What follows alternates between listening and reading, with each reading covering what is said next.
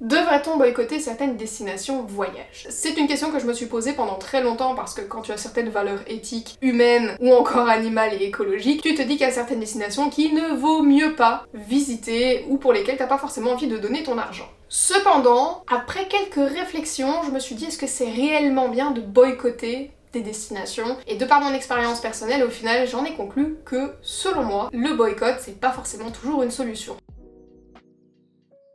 Encore une fois, si t'es pas forcément d'accord avec les idées politiques, économiques, religieuses, écologiques, si tu es contre par exemple la maltraitance des minorités ou encore des animaux, il y a certaines destinations que tu souhaiterais potentiellement boycotter parce que tu considères qu'elles ne vaut pas la peine d'être vécues si ces valeurs sont véhiculées à l'intérieur du pays. Certaines personnes considèrent aussi que voyager dans un pays, déjà de 1, c'est en faire la promotion sur les réseaux, et ça c'est quelque chose d'assez mal quand c'est des pays qui ne partagent pas tes valeurs, mais également, accessoirement, c'est soutenir économiquement un pays qui utilise cet argent à de mauvaises fins.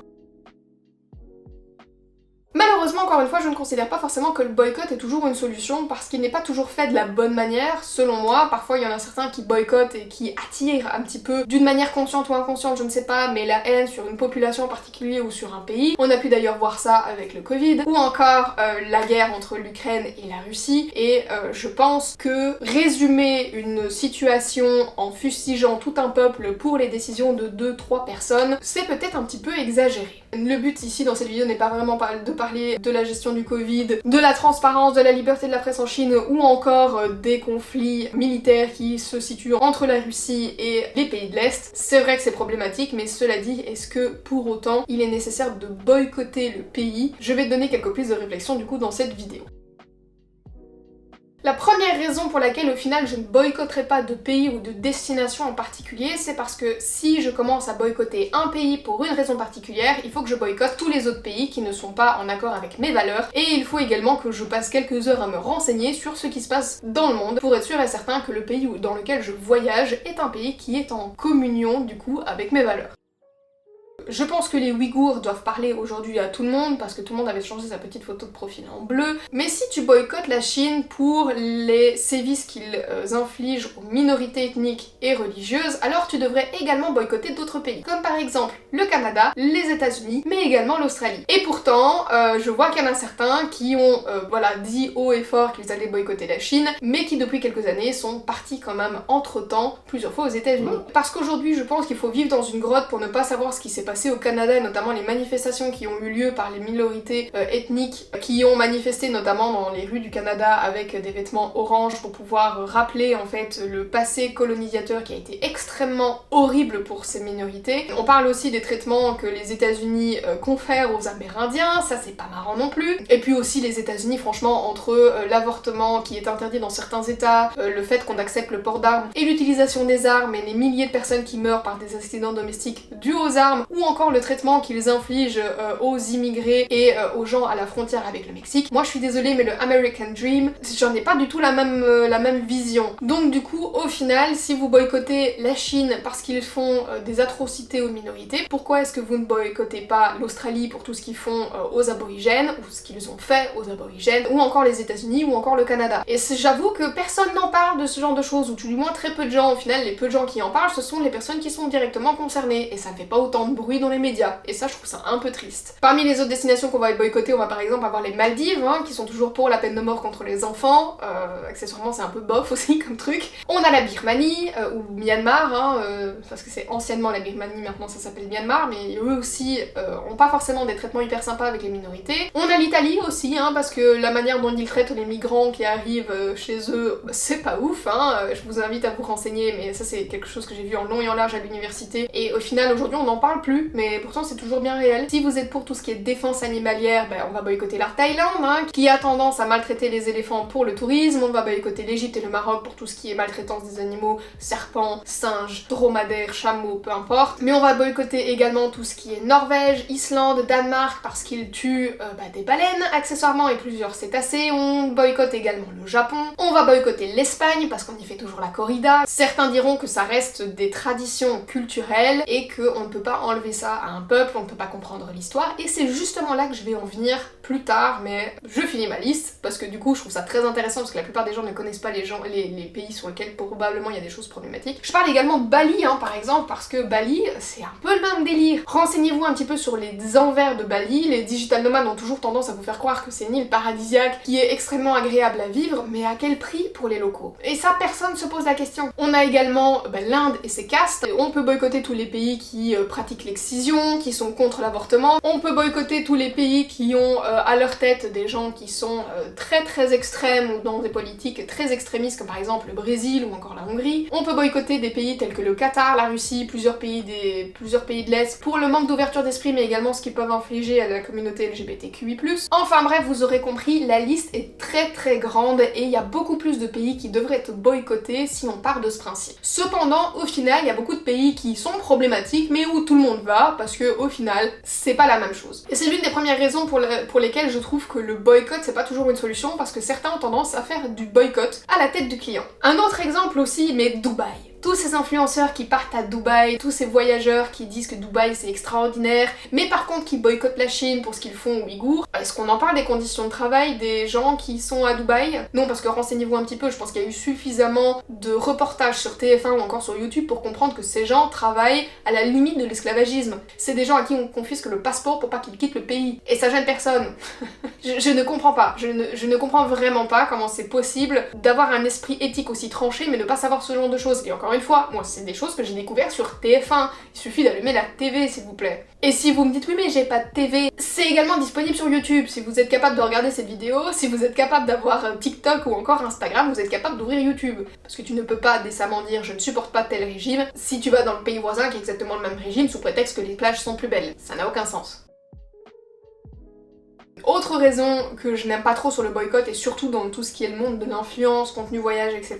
sur des gens qui ont quand même des grosses communautés, c'est encore une fois la manière dont ils communiquent les choses mais aussi le fait que leurs actes ne font pas forcément avec leurs paroles. C'est des gens qui vont te dire à quel point il faut faire attention à ton mode de consommation, qu'il faut boycotter certaines destinations et je parle de la Chine parce que c'est récemment l'exemple qui je trouve est le plus parlant, mais j'ai des influenceurs dans le milieu du voyage mais également dans d'autres milieux qui sont plus lifestyle qui ont dit qu'ils ne voyageraient jamais en Chine parce que c'était horrible ce qu'ils font aux Ouïghours et en effet c'est très horrible. Mais par contre ces mêmes personnes, plusieurs mois plus tard, étaient en collaboration avec des marques telles que Boo, encore Pretty Little Thing, ou encore font des hauls Shein tous les 2 mois en mettant regardez ce que j'ai acheté pour 60 € chez Shein. Est-ce que je suis la seule à voir que c'est problématique ou pas? Parce que je suis désolée mais tu peux pas retourner ta veste à partir du moment où t'as un partenariat ou tu peux pas retourner ta veste à partir du moment où t'as envie de dépenser des vêtements pas chers. Tu veux vraiment avoir des vêtements chouettes et pas chers? Franchement, apprends à coudre. Moi aujourd'hui, j'ai consommé Shein, attention hein, je viens pas jeter la pierre à tout le monde. Je pense qu'avant de savoir ce qui s'y passait, on a tous essayé Shein parce que c'était intéressant, c'était pas cher et quand t'es étudiant fauché, c'est toujours pratique. Mais aujourd'hui, clairement, on s'est rendu compte de tout ce qui se passait là-bas et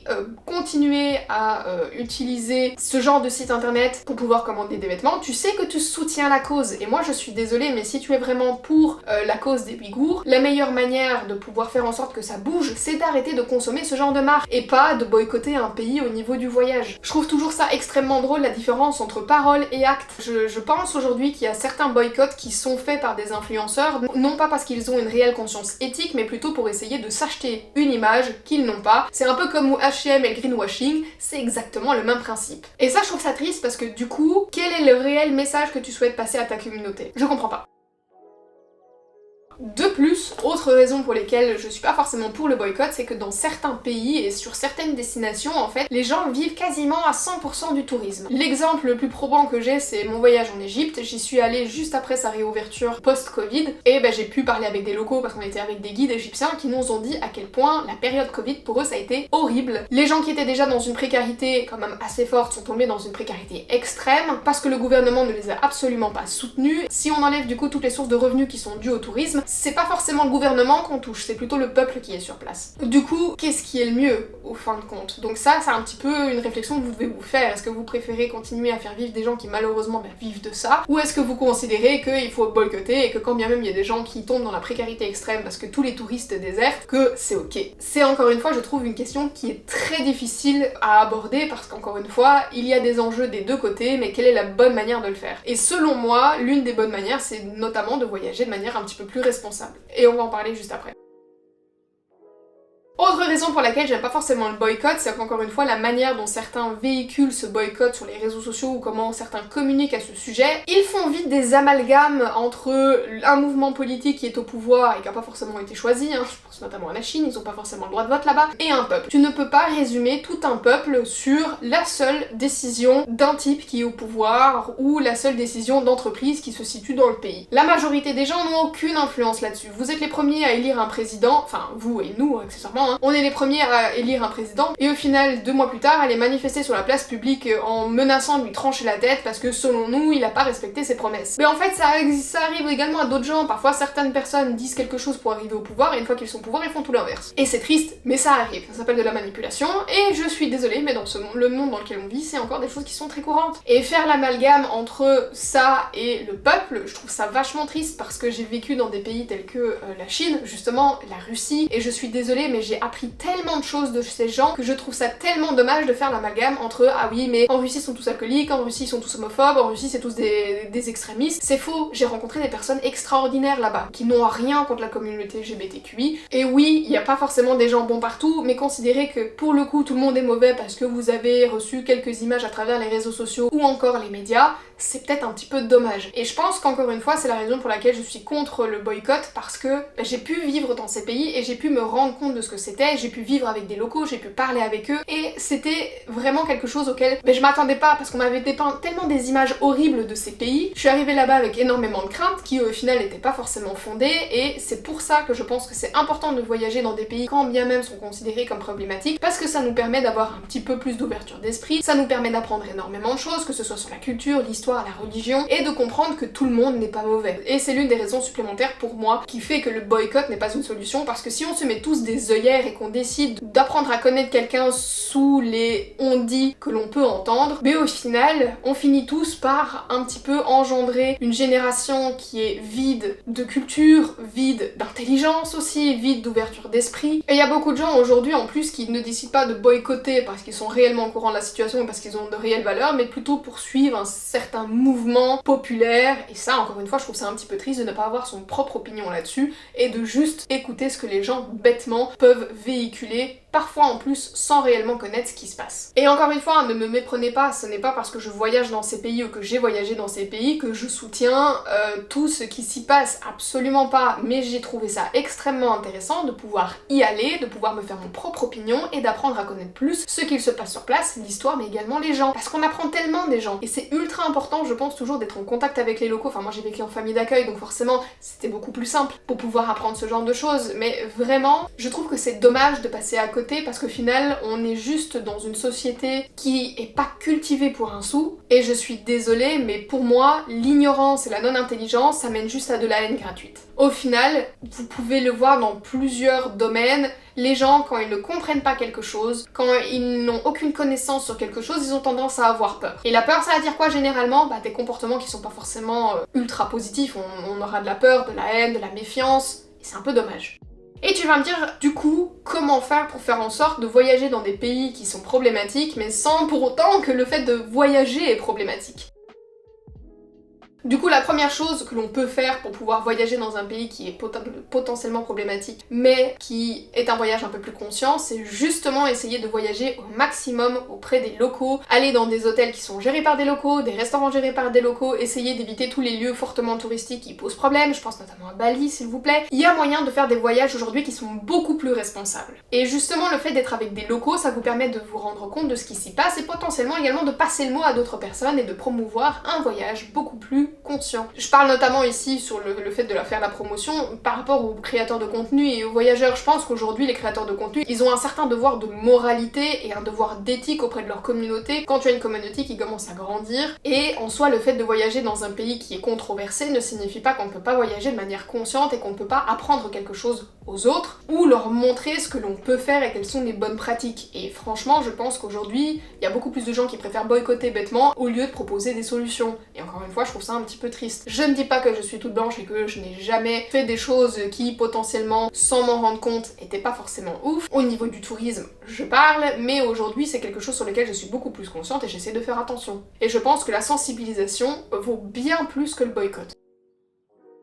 Et je pense que de cette manière déjà vous aidez la population locale, mais aussi vous permettez à faire en sorte que les gens prennent conscience de ce qui se passe et que eux aussi à l'avenir feront attention à ce genre de choses. Que c'est un super bon moyen de parler de sujets de société, que ce soit par exemple la cause des minorités ethniques ou encore certains mouvements politiques qui sont très extrémistes, que ce soit sur les conditions de la femme par rapport à l'excision, par rapport à l'avortement ou encore la cause animale. Je pense qu'il est possible de faire ce genre de choses. En Thaïlande, il faut savoir que tous les éléphants ne sont pas maltraités, il existe également des sanctuaires qui est là pour les réhabiliter, soit à la vie sauvage si c'est possible, soit les protéger justement de ce tourisme de masse. Tout n'est pas foncièrement mauvais. Il suffit de faire un minimum de recherche à ce sujet. Je pense que si les influenceurs étaient un petit peu plus dans la promotion de choses utiles et non pas des zoos où ils peuvent toucher des tigres à Dubaï, bête exemple, mais c'en est un parmi tant d'autres, je pense que du coup le monde se porterait beaucoup mieux. Et ce serait beaucoup plus utile que le boycott. Parce qu'une personne qui veut vraiment aller en Thaïlande, bah elle ira en Thaïlande en fait, que vous boycottez ou pas. Si vous mettez en avant une destination et des activités qui sont beaucoup plus éthiques, bah forcément les gens seront en mode ah c'est super cool et auront tendance à également le faire. Tu vois ce que je veux dire? Donc c'est la raison pour laquelle je pense que le boycott c'est pas forcément une solution, parce que si quelqu'un ne veut pas faire quelque chose, il ne le fera pas. Par contre, si vous montrez quelque chose de très positif par rapport par exemple à un sanctuaire d'éléphants en Thaïlande, bah les gens seront super intéressés et quand bien même ça ne leur est pas passé par l'esprit à la base de boycotter la Thaïlande, bah, ils auront tendance à suivre vos pas et bah,